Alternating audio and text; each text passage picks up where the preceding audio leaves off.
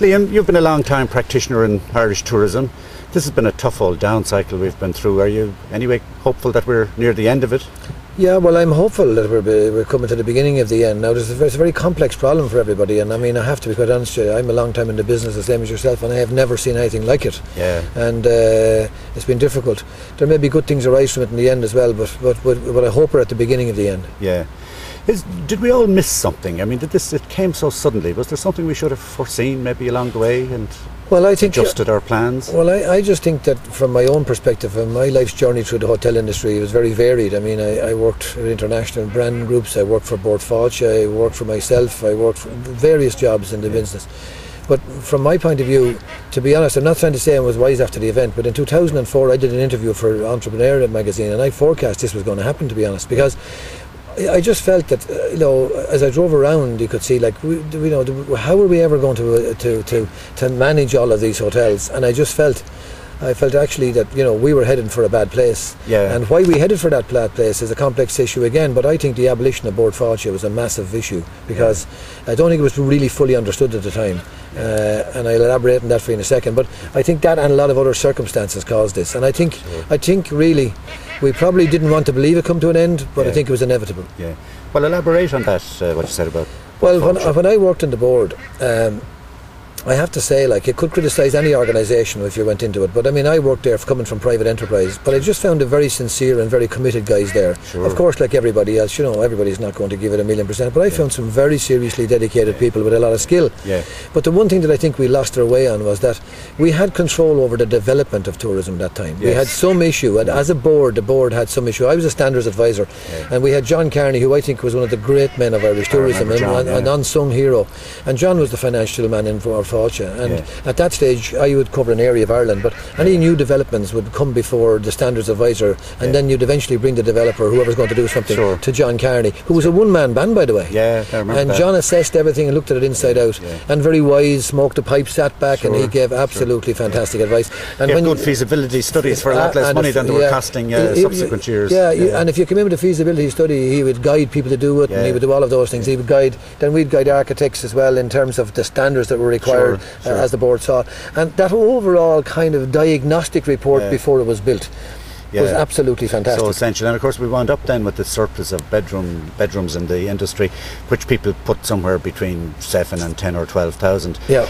People talk a lot about taking out that sort of capacity, but how real is that, Liam? Well, from my point of view, I think the next big wave that's going to hurt Irish tourism, and certainly people like myself who are in the industry, like in a private capacity, who work at the coalface every single day, I think that the entire development side which went on, which had no bearing on financial return or no bearing on product, like for example, what does Ireland need 5 years from now as a product is a question we should be asking now. What do we need as a product? What does Ireland stand for 5 years from now? And what we're doing now, we're running along the road, but I don't know if we're in the right direction or not. I think we need to put some framework on this. What is Irish tourism? What do we want it to be? What do we want to be when we grow up?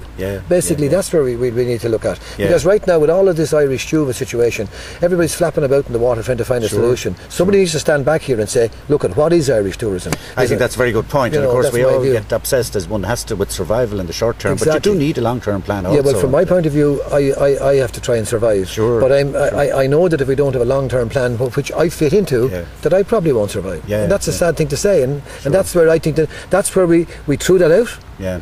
We haven't brought it back. And because of the 3 Irish tourist boards as such, they don't have a brief in terms of the development of the product. That's true. Well, here down, as people viewing this DVD will hear from the background, we have the support of the ducks here, the Canadian ducks in the pond, this gorgeous setting of Monart. But this is an extraordinary development. You're open 4 years here now, has done very well, and you've recently been runner-up in the best spa retreat in the world by Condé Nast magazine. That's big stuff. I mean, you're in there and ahead of places like Indonesia, Malaysia, California, Mexico, India. Tell us a little bit about Monart. Well, I'm so pleased about that, to be honest with you, because like I love this business. I just absolutely love this business. I've always loved it, and I suppose just in case anybody's watching this thinks that you're supposed to love it every day you get up. If you went to work on the days you felt good, you wouldn't go too often. True. So like, this is a business you learn to love, and I suppose the more you develop things, you learn to love it. I come to this from sport, actually, more so than anything else. My sporting background, because the biggest problem, I'm asked to speak to teams regularly, and the biggest thing that you have with teams, in fact, and I've studied, my big passion would be studying physical training, the scientific side of it, not the mad lunatic side of it, you know. And I always felt when I was young, that playing myself, that I was in a great school in Waterford and De La Salle, and the brothers there were very good at their time. So I always felt that side of the game was important. But the biggest thing that players need is freshness. If you can't put a team on the field without freshness, they won't deliver. So you need rest and relaxation. And these are absolutely become massive issues for sports people in recent times, because the training is so intense that you need rest and relaxation. People in business are exactly the same. So when they say to me, where's the comparison? Rest and relaxation. Because we don't do it in business. We just don't do it, because the iPod goes, the phone goes, the computer's on. There's always a screen somewhere to take you out and make you do something else. So that's big, and so that's where I came to this, to the rest and relaxation side. And as I say, I come from the sporting background to that as well. Well done with having accomplished what you've done here in such a short period of time. It's extraordinary, really. I feel very proud. You know my background, and you know where I came from, and I'm not being boastful in any way. But this is my first attempt at a greenfield site. Everything else I had to do to try and try and do this, try and push that, try and do the other thing.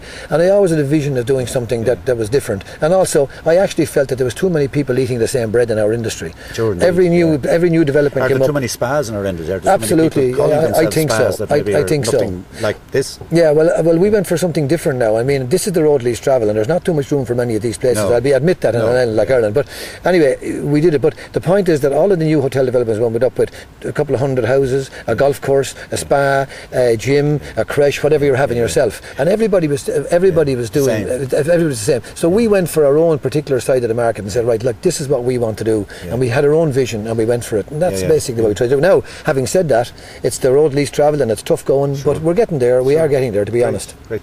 And we'd have to talk about hurling before we wrap up this. And you referred to your days in De La Salle and Waterford. Of course, every neutral supporter in Ireland, and I'd be one of those, want Waterford to win. Do you think the South East may get Liam McCarthy back this year?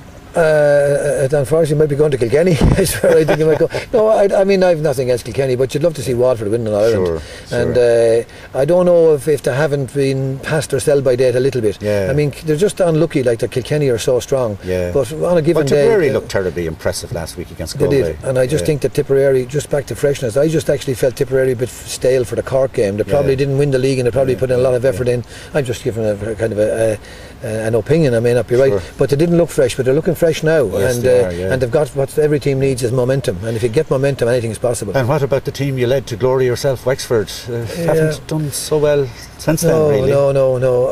Anything good in the future there, do you think? Well, we have established a few good things that are happening now. For example, George O'Connor is in charge of coaching at underage level. We have a lot of work done at underage level, but it's down in the 8s and the 10s and 12-year-olds, and we have to wait for several years for that to come. Of course, that's where that's to start. But the problem we have in Wexford, of course, is that we are a dual county, and we're on like Cork, or we're on like Galway. Our hurling and football is spread evenly throughout the county, which makes it difficult. Sure, of course, and whereas in Cork and and in Galway, there's hurling areas and football areas, so that makes it difficult for Wexford, and we have to tackle that problem. We have a management problem in Wexford hurling and Wexford football. Everyone keeps saying we've two sports, but the answer is you can't keep telling everybody we can't do it well. We've got to find a system to do it well, and I think that's the big issue Wexford has to face. Absolutely. Well, Liam, thanks for talking to us. Best of luck with Monart, which is absolutely gorgeous, and I'm sure it certainly deserves great success, and I'm sure it'll get that, and we hope that success will follow a little later on for Wexford hurling. Please God. Thanks very much, Eamon. Thank you. Liam.